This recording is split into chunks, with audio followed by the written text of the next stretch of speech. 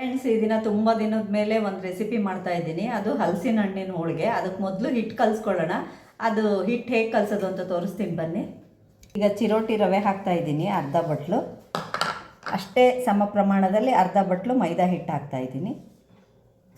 ಇದು ಎರಡು ಮಿಕ್ಸ್ ಮಾಡ್ತಾ ಇದ್ದೀನಿ. ಚಿಟಿಕೆ ಉಪ್ಪು ಹಾಕ್ತೀನಿ.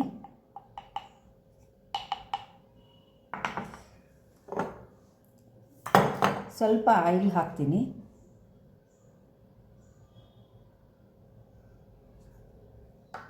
ಈಗ ಇದು ಚಪಾತಿ ಹಿಟ್ಟಿನಕ್ಕಿಂತ ಸ್ವಲ್ಪ ಜಾಸ್ತಿ ಮಿದುವಾಗಿರಲಿ. ಚಪಾತಿ ಹಿಟ್ಟು ಗಟ್ಟಿಯಾಗಿರುತ್ತೆ, ಅದಕ್ಕಿಂತ ಸ್ವಲ್ಪ. ಯಾಕೆಂದರೆ ಇದು ಚಿರೋಟಿ ರವೆ ಹಾಕಿರೋದ್ರಿಂದ ಸ್ವಲ್ಪ ಮಿದುವಾಗಿರಬೇಕು.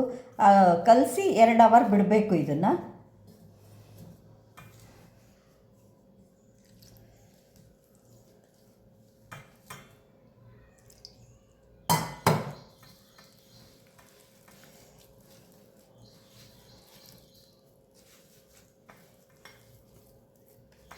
ಇದು ಈ ಥರನೇ ಇರಬೇಕು. ಒಂಚೂರು ಎಣ್ಣೆ ಹಚ್ಚಿಬಿಟ್ಟು ಹಾಗೆ ಇಡಿ ಇದನ್ನು 2 ಅವರು. ಯಾಕೆಂದರೆ ಈ ಥರ ಇದ್ದರೆ ಅದು ಚಿರೋಟಿ ರವೆ ಎಲ್ಲ ಅರಳ್ಕೊಂಡು ಅದು ಹಿಟ್ಟಿನ ಜೊತೆಗೆ ಸರಿಯಾಗಿರುತ್ತೆ. ಸ್ವಲ್ಪ ಎಣ್ಣೆ ಹಚ್ಚಿಟ್ಬಿಟ್ಟು ಇದು ಬೌಲಲ್ಲಿ ಇಡ್ತೀನಿ. 2 ಅವರ್ ಬಿಡ್ತೀನಿ. ಅಲ್ಲಿವರೆಗೂ ಅದು ಮಿಕ್ಸಿ ಅದು ಎಲ್ಲ ಮಾಡಿಕೊಂಡು ರೆಡಿ ಮಾಡ್ಕೊಳ್ಳೋಣ. ಇದ್ದೀನಿ ಅದರಲ್ಲೇ ಇದನ್ನು ಇಡ್ತಾ ಇದ್ದೀನಿ.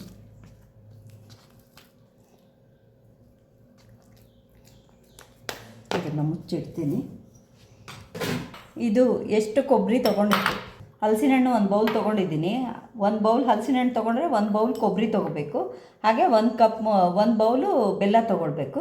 ಈಗ ಮೊದಲು ಹಲಸಿನ ಹಣ್ಣನ್ನು ಮಿಕ್ಸಿ ಮಾಡ್ಕೊಂಡು ಬರ್ತೀನಿ. ಬೆಲ್ಲ ಎಲ್ಲ ಸೇರಿಬಿಟ್ಟು ಮಿಕ್ಸಿ ಮಾಡ್ಕೊಂಡು ಬರ್ತೀನಿ. ಹಲಸಿನ ಹಣ್ಣು ಕೊಬ್ಬರಿ ಮಿಕ್ಸಿ ಮಾಡ್ಕೊಂಡು ಬಂದಿದ್ದೀನಿ. ಹಾಗೆ ಸ್ವಲ್ಪ ಚಿಟಿಕೆ ಉಪ್ಪು ಹಾಕ್ತೀನಿ. ಯಾವುದೇ ಸ್ವೀಟ್ ಮಾಡಬೇಕಾದ್ರೂ ಸ್ವಲ್ಪ ಉಪ್ಪು ಹಾಕಬೇಕು, ಅಂದರೆ ಟೇಸ್ಟ್ ಚೆನ್ನಾಗಿರುತ್ತೆ. ಇದು ಆರ್ಗ್ಯಾನಿಕ್ ಬೆಲ್ಲ, ಹಾಗಾಗಿ ಕರಗಿಸಿ ಸೋಸೋದೇನು ಬೇಕಾಗಿಲ್ಲ. ಇದನ್ನು ಡೈರೆಕ್ಟ್ ಹೀಗೆ ಹಾಕಿಬಿಟ್ಟು ಮಿಕ್ಸಿ ಮಾಡ್ಕೊಂಡು ಬಂದುಬಿಡ್ತೀನಿ. ಇದೊಂದು 2 ಸ್ಪೂನು ಚಿರೋಟಿ ರವೆ ಹುರಿದು ಫ್ರೆಂಡ್ಸ್, ಈಗ 2 ಸ್ಪೂನು ರವೆ ಹಾಕ್ತಾ ಇದ್ದೀನಿ. ಹುರಿದಿರೋ ಚಿರೋಟಿ ರವೆನ ಹಾಕ್ಬಿಟ್ಟು ಕೈ ಆಡಿಸ್ಬೇಕು.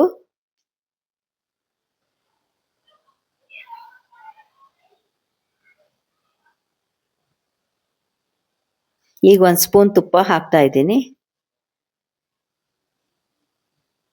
ಮತ್ತೆ ಕೈ ಆಡಿಸ್ಬೇಕು. ಇದು ಚೆನ್ನಾಗಿ ಕೈ ಆಡಿಸಿ ರವೆ ಬೆಂದ ತಕ್ಷಣನೇ ಅದನ್ನ ತಳ ಬಿಡುವಾಗ ಕೆಳಗಡೆ ಇಳಿಸ್ಕೋಬೇಕು. ಇಳಿಸ್ಬಿಟ್ಟು ಆರಿಸ್ಬೇಕು.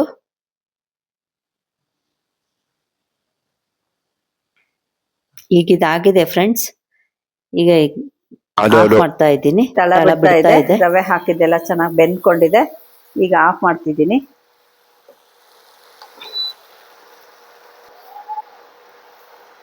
ಫ್ರೆಂಡ್ಸ್, ಇದು ಆಗಿದೆ. ಇವಾಗ ಆರಿದ ತಕ್ಷಣ ಇಳಿಸ್ತಾ ಇದ್ದೀನಿ. ಹೋಳಿಗೆ ಮಾಡೋದು ತೋರಿಸ್ತೀನಿ. ಇದು ಆರಿದೆ. ಈಗ ಉಂಡೆ ಮಾಡಿಬಿಟ್ಟು ಹಿಟ್ಟಿನಲ್ಲಿ ಕಲಸಿಟ್ಟಿದ್ನಲ್ಲ ಅದರಲ್ಲಿ ಈಗ ಹಿಟ್ಟು ತಗೊಂಡ್ಬಿಟ್ಟು ತುಂಬ್ತಾ ಇದ್ದೀನಿ. ಹೂರ್ಣನ ತುಂಬ್ತಾ ಇದ್ದೀನಿ ಫ್ರೆಂಡ್ಸ್. ಆರಿದೆ. ಈಗ ತುಂಬಿಟ್ಟು ಲಟ್ಟಿಸ್ಬಿಟ್ಟು ಬೇಯಿಸ್ತಾ ಇದ್ದೀನಿ. ಸ್ವಲ್ಪ ಎಣ್ಣೆ ಹಾಕ್ಕೊಳ್ಬೇಕು. ಆಮೇಲೆ ಕೈಯಿಂದ ಸ್ವಲ್ಪ ತಟ್ಟಿಬಿಟ್ಟು ಆಮೇಲೆ ಲತ್ತುಡಿ ತಗೊಂಡ್ಬಿಟ್ಟು ಉದ್ದಬೇಕು. ನಿಮಗೆ ಎಷ್ಟು ದಪ್ಪ ಬೇಕೋ ಅಷ್ಟು ದಪ್ಪ, ಅಥವಾ ತೆಳು ಬೇಕಂದರೆ ತೆಳು ಉದ್ದಬೇಕು. ನಾನು ಮೀಡಿಯಮ್ ಆಗಿ ಉತ್ತೀನಿ. ಬಾಯಲ್ಲಿ ಟೇಸ್ಟಾಗಿ ಅದು ಚೆನ್ನಾಗಿ ಸಿಗಬೇಕು ಹೂರ್ಣ ಅಂತ ಹೇಳಿಬಿಟ್ಟು.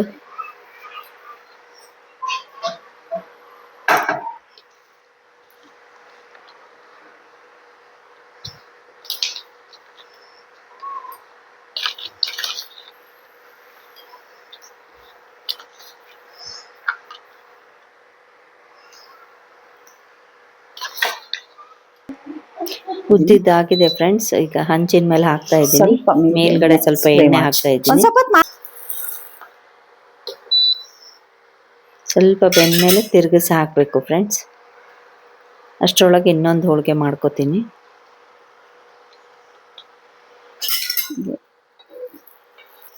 ಈಗ ತಿರುಗಿಸಿ ಹಾಕ್ತಾ ಇದ್ದೀನಿ ಫ್ರೆಂಡ್ಸ್. ತಿರುಗಿಸಿ ಹಾಕ್ತಾ ಇದ್ದೀನಿ. ಅಷ್ಟರೊಳಗೆ ಇನ್ನೊಂದು ಹೋಳಿಗೆ ರೆಡಿ ಆಗುತ್ತೆ.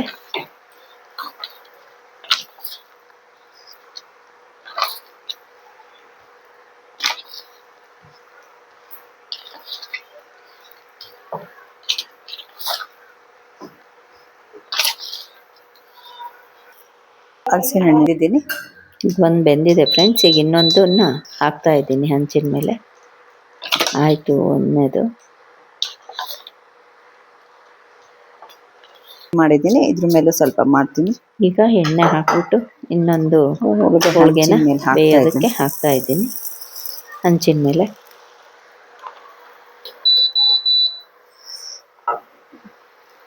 ಮೇಲಿಂದ ಸ್ವಲ್ಪ ಮತ್ತೆ ಮೇಲೆ ಸ್ವಲ್ಪ ಎಣ್ಣೆ ಹಾಕ್ತಾ ಇದ್ದೀನಿ.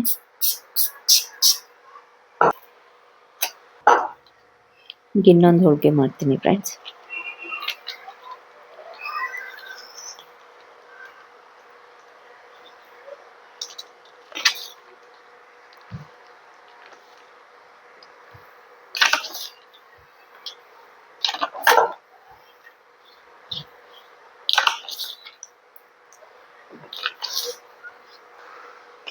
ಬೇಯಿಸೋದಕ್ಕೆ ಹಾಕಿದ್ದೀನಿ ಫ್ರೆಂಡ್ಸ್ ಹಂಚಿನ ಮೇಲೆ ಎಣ್ಣೆ ಹಾಕ್ತಾ ಇದ್ದೀನಿ.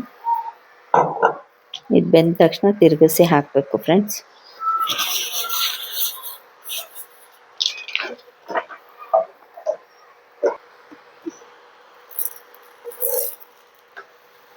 ಈಗ ತಿರುಗಿಸಿ ಹಾಕಿದ್ದೀನಿ ಫ್ರೆಂಡ್ಸ್.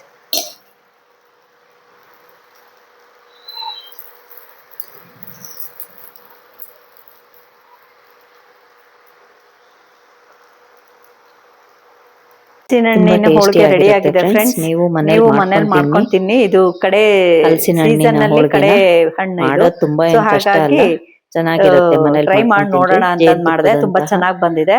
ಟೇಸ್ಟ್ ತುಂಬಾ ಚೆನ್ನಾಗಿದೆ. ಜೇನುತುಪ್ಪದ ಹೋಳಿಗೆನ ನೀವು ಮನೇಲಿ ಲೈಕ್ ಮಾಡಿ, ಶೇರ್ ಮಾಡಿ, ಲೈಕ್ ಮಾಡಿ, ಶೇರ್ ಮಾಡಿ, ಸಬ್ಸ್ಕ್ರೈಬ್ ಮಾಡಿ. Thank you.